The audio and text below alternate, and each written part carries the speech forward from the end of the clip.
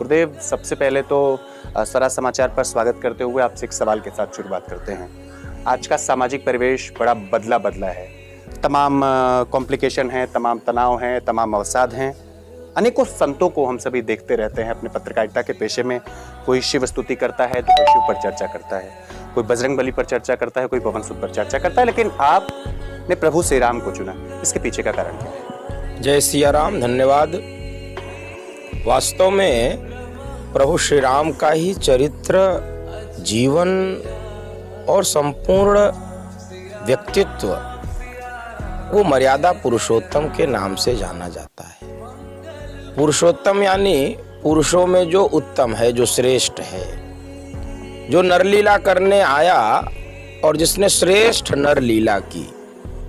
तो हम सबको अपने पूरे जीवन यात्रा को एक आदर्श रूप में कैसे हम सब व्यतीत कर सकते हैं, अपने जीवन को कैसे सार्थक कर सकते हैं, इसके लिए भगवान राम का ही जीवन दर्पण के रूप में हम सबके सामने है, प्रतिबिंब के रूप में सामने है। इस कारण से मैंने रामचरित को ही आवाज बनाने का काम किया। गुरुदेव, एक चीज और आपसे जरा जानना चाहेंगे कि आजकल रामचरितमानस पर, प्रभु श्री राम पर तमाम प्रकार के आघात लगाए जाते हैं, जो कि किसी का सामर्थ्य, मुझे नहीं लगता कि सिर्फ हिंदुस्तान में ही नहीं बल्कि पूरी दुनिया में किसी के बाहुबल में, किसी के पास इतना पौरुष नहीं है, किसी का सामर्थ्य इतना बलशाली नहीं है जो बाबा तुलसी की रामचरितमानस पर प्रश्न खड़ा कर दे। सवाल पॉलिटिक्स से जुड़ा नहीं है, लेकिन यहाँ प्रश्न करना बड़ा आवश्यक मालूम पड़ता है।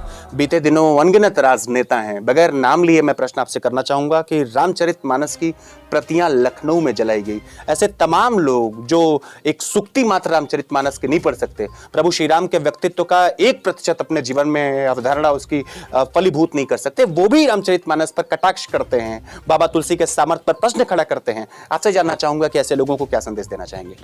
वास्तव में एक कहावत आपने सुनी है, अधजल गगरी छलकत जाए। जो पूर्ण होता है, जो भरा हुआ होता है, जो ज्ञानी होता है, जो विवेकी होता है, उसकी भाषा में भी संयम होता है, उसके आचरण में भी संयम होता है, उसके विरोध में भी बोध होता है। लेकिन जो अविवेकी है, जो कुत्सित, कुंठित, कलुषित मानसिकता का है, वो रामचरितमानस, राम व हिंदू सनातन किसी भी व्यवस्था पर टिप्पणी करने का प्रथम दृष्टया अधिकारी ही नहीं है। वह अनधिकार चेष्टा कर रहा है। इस कारण से आपने परिणाम देखा होगा। आपने भी बिना नाम लिए प्रश्न पूछा है, तो मैं भी बिना नाम लिए उत्तर दे रहा हूँ।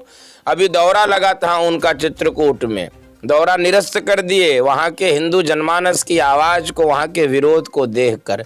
तो इनको स्थान स्थान पर इस प्रकार के विरोध को सहने का ये दंश झेलना पड़ेगा, इनको सहना पड़ेगा। कारण ये है, हिंदू समाज वास्तव में वर्षों की परतंत्रता के कारण बिखरा हुआ था, लेकिन धीरे धीरे शनै शनै सनातन का जो यह एक प्रचंड वेग उठा हुआ है, इस कारण से हिंदू समाज अब इस प्रकार की किसी भी टिप्पणी को स्वीकार करने वाला नहीं है।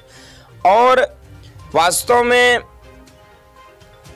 जैसे पागल खाना होता है ना, तो पागलों का इलाज तो हो सकता है, क्योंकि वो विक्षिप्त हो गए हैं किसी घटना के कारण, अपने प्रारब्ध के कारण। लेकिन ये जो बने हुए पागल हैं, इनका इलाज अस्पताल में नहीं होता है, इनका इलाज जनता करती है, जनार्दन करती है, हिंदू समाज करता है। और जिस भाषा में ये बोल रहे हैं, इसी भाषा में और इसके भी आगे किसी भी कार्रवाई करने के लिए तैयार है।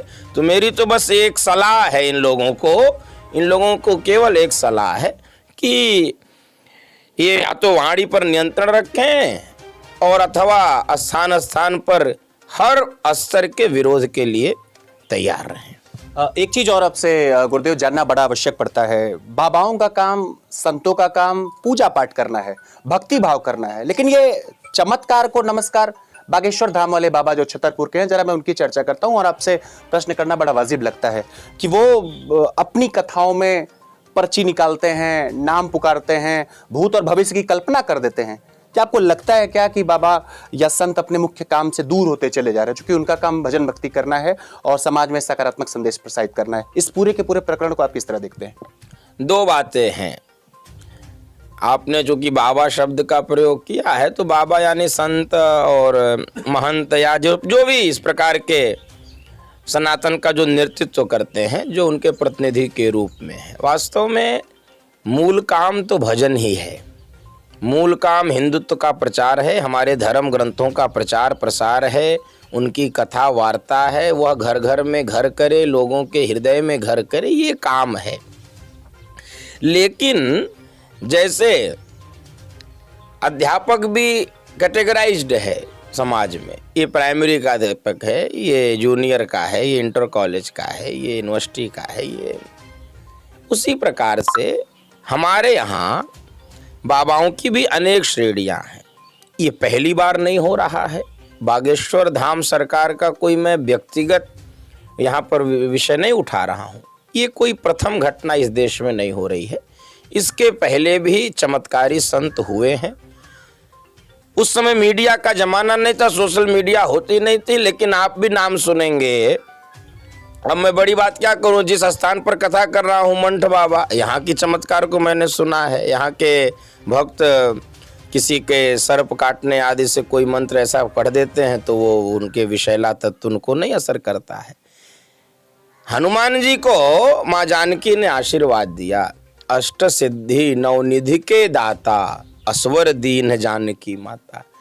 ये 8 सिद्धियां 9 निधियां होती हैं। ये तंत्र मंत्र के प्रभाव से लोगों के कुछ कष्ट शरीर के कट जाते हैं, ये बात सत्य है।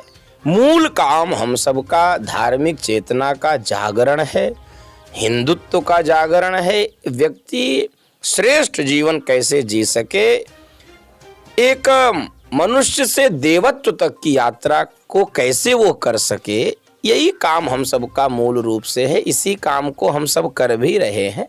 चमत्कारी संतों की एक लंबी श्रृंखला है। आप इस समय देखते होंगे लोगों के फेसबुक और ये यूट्यूब और सब इंस्टाग्राम पे नीम करोरी बाबा की खूब सारी तस्वीरें चलती हैं। नीम करोरी बाबा भी हनुमान जी के बड़े सिद्ध संत थे। एक अपने हाथ से मंदिर, कम से कम सैकड़ों मंदिर नीम करोरी बाबा ने बनाया और उनके भी चमत्कार की बड़ी कथाएं हैं। एक दो सवाल आपसे और रहेगा गुरुदेव। एक सुक्ति ऐसी है रामचरितमानस की जिस पर विवाद छिड़ा है, उस पर आपका अपना ओपिनियन क्या है? कि चूंकि तमाम रिप्रेजेंटेटिव से मिली है तो वो कहते हैं कि ये प्रश्न और ये जवाब मेरा नहीं है, ये आप जाकर के संतों से पूछिए, ढोल गवार शूद्र पशु नारी सकल ताड़ना के अधिकारी। आप क्या समझते हैं सुक्ति का वास्तव में अर्थ क्या है? आज राजनेताओं ने तमाम विषमताएं पैदा कर दी हैं, इसके अर्थ को अनर्थ तक ले जाने का प्रयास किया है, आप इसको कैसे व्याख्यात करते हैं? एक तो दुखद पक्ष ये है कि इसके सही अर्थ को लोग समझ नहीं पाए। सुखद पक्ष ये है कि इसी बहाने रामचरितमानस भी जिन राजनेताओं के मुख से शायद न सुना जा सकता, उनके मुख से भी जाने अनजाने यह सूक्ति, तो परमात्मा उनका भी कल्याण करे। और आपने देखा होगा उत्तर प्रदेश की विधानसभा में माननीय मुख्यमंत्री जी के द्वारा भी इस चौपाई की व्याख्या की जा रही थी, मुझे सुनने को मिला थोड़ा सा। ढोल गवार शूद्र पशु नारी सकल ताड़ना के अधिकारी, यह चौपाई देखिए प्रबंध काव्य है रामचरितमानस। अब ये साहित्य के लोग हैं जो वो समझ सकते प्रबंध काव्य किसे कहते हैं। यहाँ पर गोस्वामी तुलसीदास जी ने जो रामचरितमानस की रचना की है उसमें अनेक प्रकार के कैरेक्टर हैं, व्यक्तित्व हैं, पात्र हैं, और उन्होंने अपनी अपनी भाषा में संवाद स्थापित किए हैं। भगवान है तो भगवान बोलते हैं तो अपनी भाषा में बोलते हैं, उनके पिता दशरथ है अपनी भाषा में बोलते, उनकी माँ अपनी भाषा में बोलते, शबरी अपनी भाषा में बोलती, जटायु अपनी भाषा में बोलते हैं, केवट अपनी भाषा में बोलता है। तो ढोल गवार शूद्र पशु नारी ये समुद्र की भाषा है, ये भगवान की भाषा नहीं है, अथवा तुलसीदास की भाषा नहीं है, अथवा ये किसी भी प्रकार के किसी अन्य की नहीं, ये समुद्र स्वयं प्रकट होकर कह रहा है कि प्रभु आपने अच्छा किया, मुझे सीख दिया। और वहीं सीख शब्द से ही इस चौपाई का अन्वय हो जाता है। ढोल गंवार शूद्र पशु नारी सकल ताड़ना, जो पीछे की चौपाई में सीख शब्द है वही इस चौपाई में ताड़ना शब्द से उसका अर्थ ध्वनित होना चाहिए। ये सब विशेष सीख के अधिकारी हैं, इनको विशेष शिक्षा चाहिए, इन पर विशेष दृष्टि चाहिए।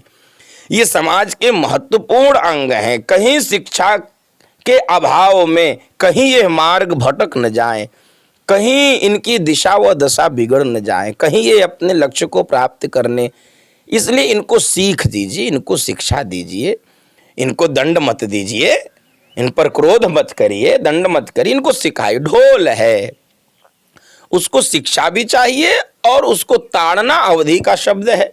अवधि के लोग जानते हैं, बोलते भी हैं, का हो देखे तानी ताड़े रहे, ताड़े रहे यानी विशेष रूप से देखने को। बुंदेलखंड में भी ताड़ने को लोग बोलते हैं, हिंदी के गानों में भी ताड़ना शब्द का प्रयोग हुआ है।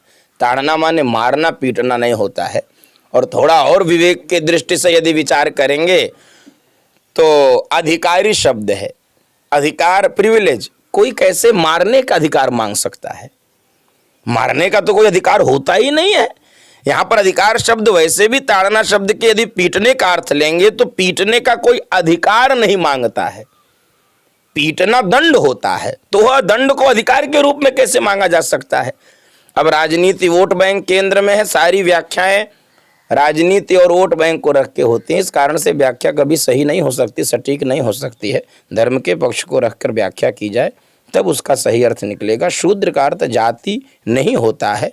और डॉक्टर अंबेडकर ने भी इस बात को बोला है, अपनी पुस्तक में लिखा है कि वैदिक शूद्र से वर्तमान जाति व्यवस्था का कोई तादात्म्य नहीं है, कोई सरोकार नहीं है। इसलिए इस प्रकार की चर्चा पे विराम होना चाहिए। एक अंतिम 30 सेकंड लेकर के गुरुदेव आपसे जरा ये जानना चाहूंगा, ये जौनपुर के उमरी में आपकी रामकथा चल रही है और मंठ बाबा परिवार ने इस पूरी की पूरी कथा का आयोजन किया है। चूंकि समाज का यहाँ बहुतायक बहुसंख्यक तबका आता है, तमाम लोग आपसे जुड़े हैं, बहुत सारे लोग प्रभावित होकर के घर जा रहे हैं।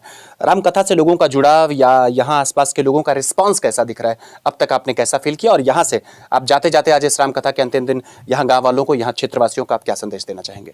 वास्तव में जब मैं आया प्रथम दिन तो मुझे लगा ये तो बड़ा इंटीरियर है, बड़ा सुदूर है, यहाँ पर कैसे कथा होगी, कैसे लोग आएंगे। चूँकि बहुत आबादी भी मुझे दिखने में नहीं आ रही थी, लेकिन मंठ बाबा परिवार के द्वारा यह सराहनीय कार्य किया गया है। इस क्षेत्र के लोगों को मर्यादा पुरुषोत्तम भगवान श्री राम की 9 दिवसीय कथा को सुनाने का इन लोगों ने महनीय कार्य किया है। तो आयोजकों को तो प्रथम बधाई। और वास्तव में श्रोताओं का जो प्रेम स्नेह मिला है और जो उनकी भगवान राम के प्रति भक्ति, इसी को पूरी दुनिया को देखना है, राजनेताओं को देखना है। आपके भड़काने से कोई भड़कने वाला नहीं है। राम व रामचरितमानस व राम कथा हिंदू जनमानस के रोम रोम में बसता है, भारत के लोगों के रोम रोम में बसता है। उनका प्राण है राम, राम ही राष्ट्र है, राष्ट्र ही राम है। इस अवधारणा से हिंदू जनमानस राम से प्रेम करता है।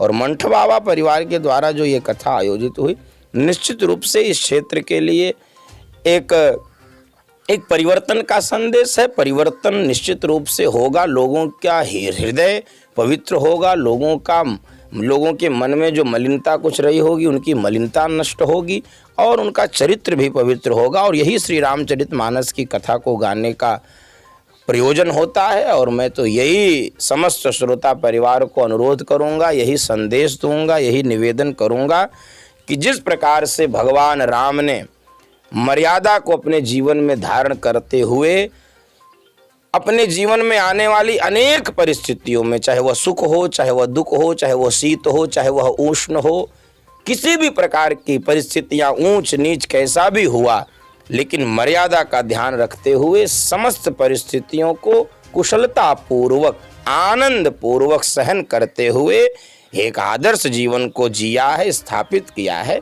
इसी प्रकार से हम उनका अनुसरण करते हुए विभिन्न परिस्थितियों में अनुकूलता देखते हुए, सम रहते हुए, मर्यादा को, अनुशासन को जीवन में धारण करते हुए अपने जीवन यात्रा को पूर्ण करें, यही मेरा संदेश है। बिल्कुल, कहते भी हैं कि हिंदवः सोदरा सर्वे न हिंदू पतितो भवेत। आप सब जुड़े थे स्वराज के साथ और आज मेरे साथ एक विशेष बातचीत करने के लिए मौजूद थे राष्ट्रीय संत और राम कथा के बड़े बेहतरीन और बड़े ही महनीय मर्मज्ञ आचार्य शांतनु जी महाराज। गुरुदेव स्वराज के साथ जुड़ने के लिए, बातचीत करने के लिए बहुत बहुत शुक्रिया, बहुत बहुत धन्यवाद। धन्यवाद।